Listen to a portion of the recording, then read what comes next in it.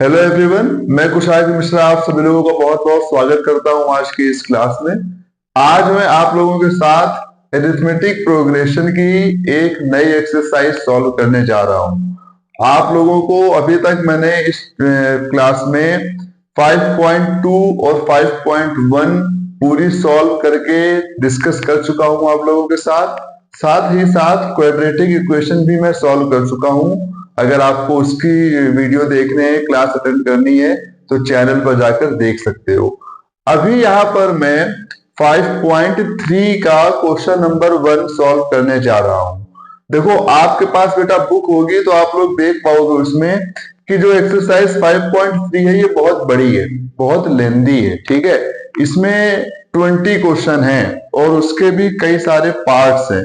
ठीक है, जो क्वेश्चन नंबर 1, 2, 3 है इसके पार्ट्स हैं। क्वेश्चन नंबर 1 में 4 क्वेश्चन है, क्वेश्चन नंबर 2 में 3 क्वेश्चन है और क्वेश्चन नंबर 3 में 10 पार्ट है। मतलब क्वेश्चन नंबर 3 के 10 सब पार्ट्स हैं, तो उनको हम लोग 1 बाय 1 यहाँ पे सॉल्व करेंगे। इसीलिए मैंने ये डिसाइड किया कि क्वेश्चन नंबर 1, 2, 3 को हम लोग यहाँ पे अलग अलग क्लास में अटेंड करेंगे। ठीक है, तो अभी यहाँ पर हम जो सॉल्व करने जा रहे हैं वो एक्सरसाइज 5.3 का क्वेश्चन नंबर 1 है। सबसे पहले तो मैं यहाँ पे ये लिख देता हूँ, ठीक है, कि हम लोग पढ़ने क्या जा रहे हैं। हम लोग पढ़ने जा रहे हैं एक्सरसाइज 5.3, जो कि है तुम्हारी चैप्टर एपी की, और इसका हम लोग क्वेश्चन सॉल्व करेंगे 1, क्योंकि 1 के इसमें 4 पार्ट दिए गए हैं। क्वेश्चन नंबर 1 के 4 पार्ट है। ठीक है, इतना क्लियर हो गया कि हम लोग क्या पढ़ने जा रहे हैं। अब उसमें हम लोग क्या पढ़ेंगे ये देखो। हम लोगों ने अभी तक एरिथमेटिक प्रोग्रेशन में जो nth टर्म का फॉर्मूला है, यानी कि an equal to a plus n minus 1 into D के बेस्ड सारे क्वेश्चन सॉल्व कर लिए हैं। यहां पर अब आपको नया फॉर्मूला मिलेगा, यानी कि सम ऑफ nth टर्म, जिसकी इंट्रोडक्शन वीडियो, इंट्रोडक्शन क्लास में पहले ही बना चुका हूं। तो यहाँ पर उस फॉर्मूले को हम लोग नहीं समझेंगे। हम लोग यहाँ पर क्या करेंगे, हम लोग सिर्फ क्वेश्चन को सॉल्व करना शुरू करेंगे। अगर आपको फॉर्मूला समझना है तो चैनल पे उसका भी वीडियो पड़ा हुआ है। आप लोग वहां पर जाके चैनल में मेरे वीडियो पे सर्च करना, मेरे चैनल पे, तो आपको उसका इंट्रोडक्शन वीडियो मिलेगा जिसमें मैंने बताया हुआ है कि सम ऑफ nth टर्म का फॉर्मूला क्या होता है। यहाँ पर एक बार आपकी नॉलेज के लिए फिर भी बता दे रहा हूँ कि सम ऑफ nth टर्म होता है Sn equal to n upon 2a plus n minus 1 into t, जब nth टर्म की बात होगी। अगर लास्ट टर्म की बात हो रही है तो Sn equal to n upon 2 और ब्रैकेट में a प्लस l। इसको हम लोग यहाँ पे सॉल्व करते हैं। ठीक है, तो पहला क्वेश्चन हम लोग इसी पे बेस्ड सॉल्व करेंगे। एक बात और जो बहुत ध्यान रखने वाली है वो ये है कि इस एक्सरसाइज में आप सिर्फ सम के बेस्ड पे ही सारे क्वेश्चन सॉल्व नहीं करोगे। हो सकता है कहीं पर nth टर्म का भी यूज करना पड़े, तो अपना पूरा फोकस रखना है क्वेश्चन को समझने में, क्वेश्चन को, लैंग्वेज को पकड़ने में।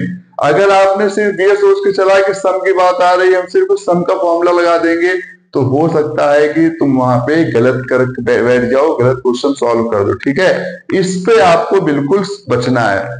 अभी हम यहाँ पे क्वेश्चन नंबर 1 सॉल्व करने जा रहे हैं। बहुत ध्यान से समझिएगा। क्वेश्चन नंबर 1 क्या कह रहा है? क्वेश्चन नंबर 1 का फर्स्ट पार्ट है जो दिया है, find the sum of the following AP, और उसमें दिया है 2, 7, 12 टू 10 टर्म्स। ठीक है, क्या है? 2, 7, 12 dash dash dash to 10th term या 10 टर्म्स, जो भी कह दें, 2 10 टर्म्स या 2 10th टर्म्स। ठीक है, ये कह रहे हैं। तो यहां पर बेटा देखो कैसे करना है।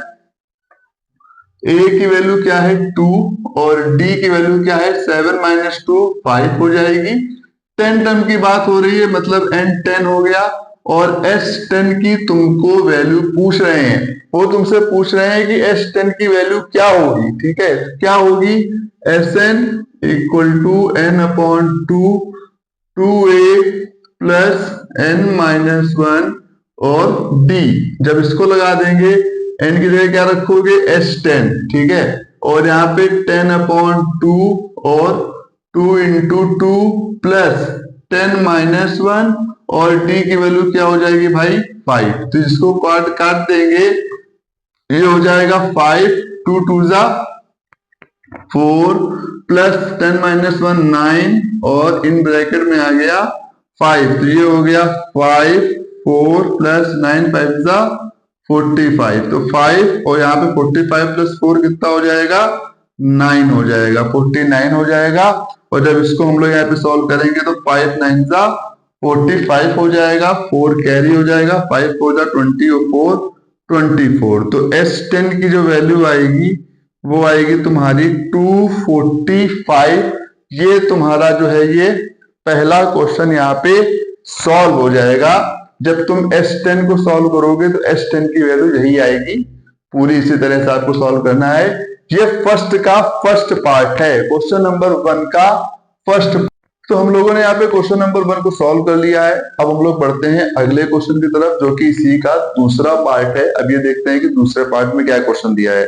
दूसरे पार्ट में दिया है -37 -33, कुछ इसमें माइनस में वैल्यू दी गई है, ठीक है। तो इसको देख के डरना नहीं है बिल्कुल भी। -29 और डैश डैश डैश जाएगा, तो ये 12 टर्म इसका आपको निकालना है, यानी कि S12 की वैल्यू फाइंड करनी है, ठीक है।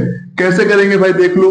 A की वैल्यू हो गई -37, D की वैल्यू हो गई -33, माइनस और -37। इसको सॉल्व करके दिखा रहा हूं ताकि आपको कंफ्यूजन ना हो भाई कि यहाँ पे कैसे आई। D की वैल्यू यहाँ पर आएगी 4, ठीक है। D4 हो गया, S12 निकालना है, N की वैल्यू 12 हो गई। फॉर्मूले में वैल्यू पुट कर देंगे बहुत जल्दी से, तो हो जाएगा n/2 2a प्लस n-1 और d। तो 12/2 हो जाएगा, 2 इंटू -37 हो जाएगा, 12 - 1 हो जाएगा, और d की वैल्यू यहाँ पे 4 आ जाएगी। ये हो जाएगी 6, और यहाँ पे 2 7 जा 14, 2 3 जा 6 1 7, तो -74 हो जाएगा, और यहाँ पे +11 और यहाँ पे 4 हो जाएगा। तो ये हो जाएगा 6 -74 +44, तो यहाँ पे हो जाएगा 6, और यहाँ हो जाएगा -30, वैल्यू आ जाएगी तुम्हारी -180। यही आपका आंसर हो जाएगा। 6 को जब -30 में मल्टीप्लाई करोगे तो -180 आ जाएगा, ठीक है। ये तुम्हारा दूसरा क्वेश्चन सॉल्व हो गया है फर्स्ट का, क्वेश्चन नंबर 2।